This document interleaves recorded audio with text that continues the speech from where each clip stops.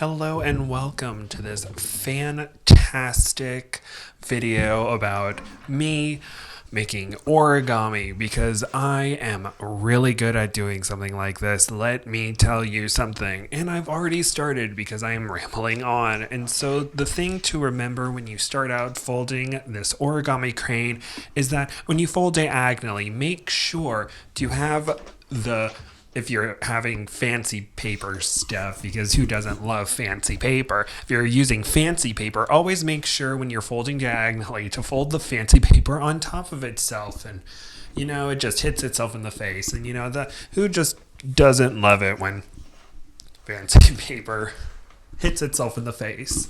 And so you got to do that. And then when you do the other kind of folding that you do in that scenario, you have the bottom half of the non-fancy paper being folded in on itself. And isn't that great when you do that? So that when you make the cool little square, everything lines up so you get fancy square stuff. Oh, wow, I wasn't even looking at my phone, and I even got to the place where I needed to be. And then what you need to do is you need to fold the edges in on themselves to the center.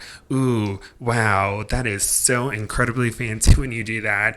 And then you switch to the other side because, repetition to make sure you're getting everything right.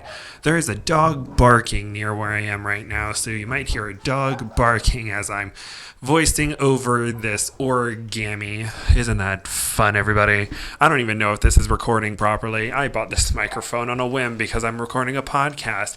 Yes, a podcast, because who doesn't love a nice podcast? It's about D&D, and who doesn't love nice D&D podcasts? I didn't find a D&D podcast until recently because I was casually talking to a friend and they're like, oh, I want to do a D&D podcast. And I was like, oh, that's fascinating. And they wanted me to join. And I'm just like, oh, I know nothing about D&D. And they're like, listen to this podcast, Dungeons and Daddies. Oh, I'm not even noticing we're still folding stuff. Oh, and I am messing up there. Yeah, after you fold the stuff in on itself, you make a kite, you fold the top part of the kite, you open up the kite, you refold it until you get a cool little diamond shape. And then I guess you make a bird mouth and then you fold it in on itself because, oh gosh, I'm messing up. Oh, yeah, I was filming this with a glass table, and so you could easily see what's going on and everything. And unfortunately, I had to sit on my knees the entire time, so you might see my hand shaking because it is